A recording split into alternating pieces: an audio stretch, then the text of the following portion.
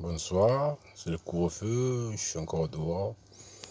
Je me suis énervé contre ma femme parce que mon fils il nous remonte contre nous quand il vient, parce qu'il me voit toute la journée avec lui, au moment de sa sortie de l'école jusqu'au soir, et puis quand il voit sa mère, il veut être seul avec elle, il me fout dehors. Voilà, pour la petite histoire. La grande histoire, c'est que... Il y a une grande histoire dans cette histoire. Sur le Covid, par exemple. On dit qu'il y a 1 200 000 morts, ou 800 000 morts, ou 2 millions de morts. Par contre, il y a des maladies qui font plus de morts que ça dans le monde. La famine, par exemple. Ça, c'est ma contribution pour Greenpeace, pour Médecins du Monde, pour tous les autres trucs que je soutiens du fond du cœur. Mais le parler vrai, c'est la meilleure des choses pour arriver à chroniquer et à être un chroniqueur de politiciens. Parce que les politiques, ils dépensent des milliards pour un avion de combat pour aller bombarder des populations de Sahraouis ou je sais pas quoi, des trucs comme ça. Pas Sahraoui, je parle de l'Azawad par exemple.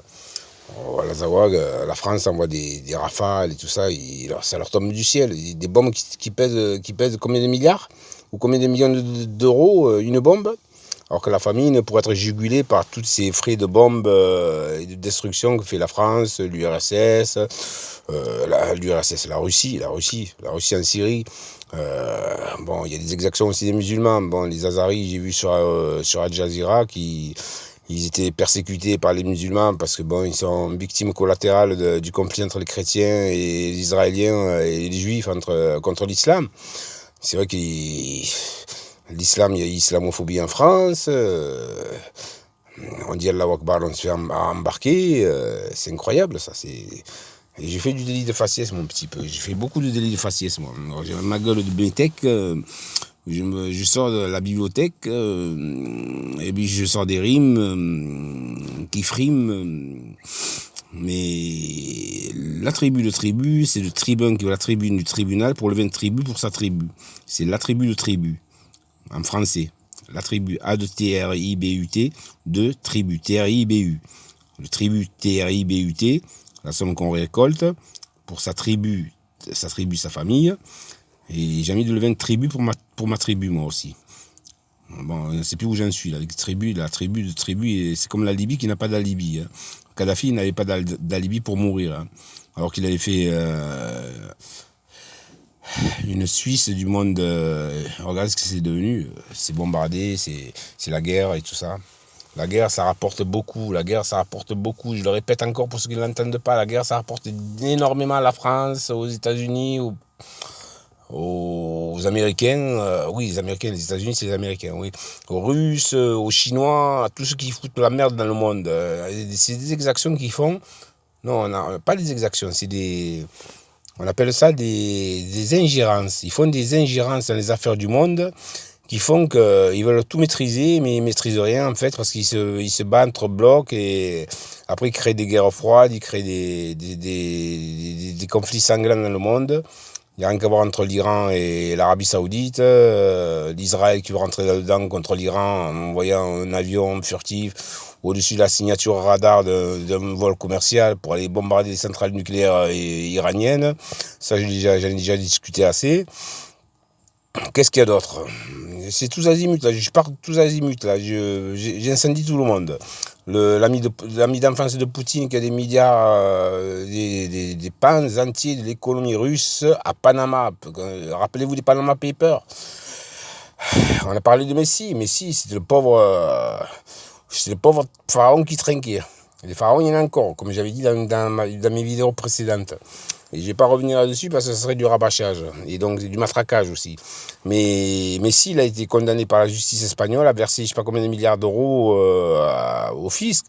Mais la roi d'Arabie Saoudite, dont le grand-père ou le père ou je ne sais pas quoi, il a renié les Palestiniens pour soutenir le mandat britannique en Palestine, c'est un truc comme ça. Et les Anglais, ça a été les premiers à raser les maisons des Palestiniens. Hein. On se rappelle de Jaffa et du quartier antique qui a été brûlé, rasé par les Anglais pour que les Juifs puissent s'y installer. Ils ont fait le début de la Nakba. Et Cheikh Yassine, il parlait beaucoup trop. Il était un peu trop... Yassine, il s'appelait Der Yassine. Et il faisait des vers avec Der Yassine et Cheikh Yassine. Et ils en avaient marre, les Juifs, d'entendre ça. Surtout le Mossad et surtout le président de l'époque, je crois que c'était Sharon ou je sais pas quoi, un truc comme ça.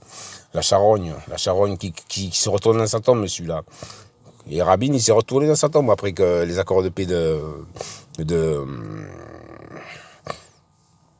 bafoués par un colon. Les colons, c'est des fachos, c'est des nazis. C'est des nazions, comme je dis dans mes expressions. Des nazions, ces colons. Le processus de paix il a été saboté par l'attentat de Hébron. À Hébron, ils ont récemment comment dire, ils ont rasé une mosquée en construction, une mosquée souterraine en construction. Elle était souterraine, elle ne pouvait même pas être visible, on ne pouvait même pas entendre l'appel du Moudzine, tellement elle était souterraine. Et elle est devenue plus que souterraine, elle est venue à plat, au ras de la terre. Et la terre, elle a beaucoup de problèmes. Et j'en ai cité quelques-uns.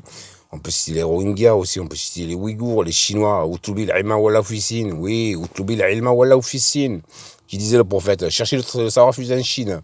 Les Chinois, ils savaient bien réprimer les Tibétains, les Ouïghours et toutes les minorités musulmanes et bouddhistes et tout ça. Bon, c'est pas la même religion, ils sont shintoïstes ou je sais pas quoi.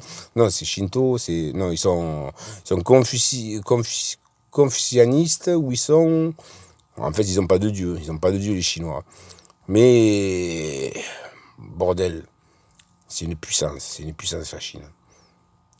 Mes salutations à Xi Jinping, ou je sais plus comment il s'appelle, Xi Jinping, j'ai monsieur Deng dans mon immeuble, il est dingue.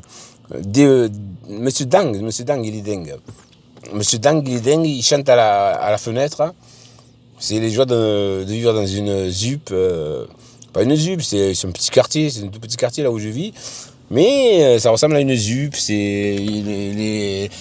on est fraternel au bout d'un certain temps après y avoir habité, mais bon, on est fraternel, mais il faut se faire accepter, hein. Il faut se faire accepter. Et moi, j'aimerais qu'on soit accepté aussi au niveau du jugement que je vais attendre au tribunal administratif pour une pension militaire de 32 ans, ou 33 ans, bientôt 33 ans que je prends des piqûres dans le cul, d'accord ? 416 injections en 32 ans. 416 injections. Salam alaikum. Il y a quelqu'un qui passe là. D'accord. Je vais raccrocher parce que j'ai beaucoup incendié là. La famine dans le monde, je vous rappelle. Ebola, dans une moindre mesure, ça fait autant de morts, mais plus de morts, mais dans un périmètre réduit, la zone équatoriale et la zone tropicale. Les tropicales, les tropiques, ils sont surtout la zone équatoriale, on va dire, les forêts et tout ça. Quand on va chercher le virus au fin fond de la forêt, comme en Amazonie, qu'on détruit tout, on arrive à faire sortir des maladies incroyables aussi. Hein. Ça, c'est la punition de Dieu, ça. Comme le Covid, qui est la punition de Dieu. Allez, Bismillah ar-Rahman ar-Rahim. Sadaqallahu al-Azim. J'ai fait ma prière pour le monde, pour tout le monde.